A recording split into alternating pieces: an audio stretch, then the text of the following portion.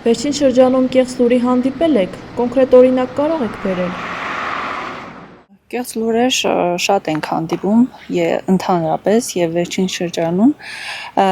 կոնկրետ օրինակ չեմ կարող ասել։ Օրինակ շրջանառվում է լուր, որի վրա Շիրակով անցել է ԱՏՍ, բայց պարզվեց հերկեցին, կեղծ լուրեր։ 300,000 ադրբեջանցուն ցույց թեզը,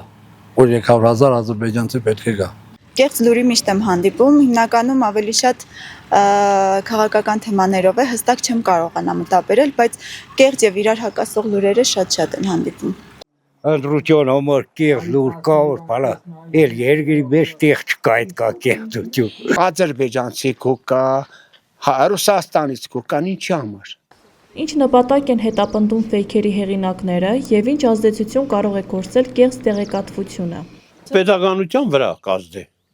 որ պետականությունը քանդեն մեր, խաղաղությունը քանդեն մեր։ Ապա կողմնորոշ են մարդկանց։ Վաղ խոճապ մարդկանց ասք բարեկամի մասնատում են։ Ուղղորդվածության ազդեցության նպատակը ունեն հավանաբար, բնականաբար դա շեղում է շատ։ Մարդկանց պարակտելը, երկրի քանդումը, Ֆեյք լուրերը ինձ թվում է ունեն մեկ ազդեցություն, խոճապ առաջացնել, իսկ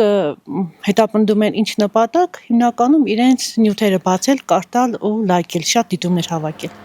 Հավատում եք սոցցանցերում տարածվող թեզերին, թե ձեր ձայնը որոշիչ չէ կամ արդյունքներն արդեն կանխորոշված են։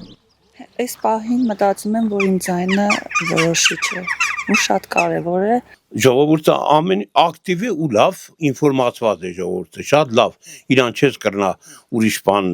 սրսկես։ Լավ էլ որոշիչ է մեր ձայնը։ Յուրաքանչյուր ձայն որոշիչ է։ Եթե մենք բոլորս մտածենք, որ իմ ձայնը որոշիչ չէ եւ չգնանք քվեարկելու, հետեւաբար կունենանք մենք մեծ քանակությամբ չքվեարկած ձայներ։ Չէ, իմ ձայնը որոշիչ է։ ոչ։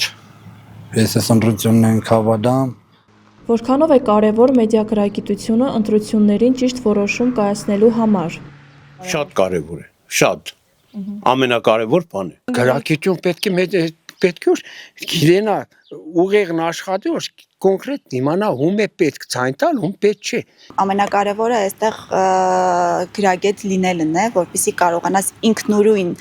կատարես քո ընտրությունը եւ ինքնուրույն կատարես քո դիրքորոշումը, ունենաս քո դիրքորոշումը։ Դա շատ կարևոր է։ Շատ չափից կարևոր է։ Մեդիագրագիտությունը կարևոր է ցանկացած բնակավարում ավելի իրազեկ դառնալու համար, ճիշտ քայլերով ընտրություն կատարելու համար։ Մեդիագրագիտությունը բոլորի համար է շատ կարևոր, սա մեր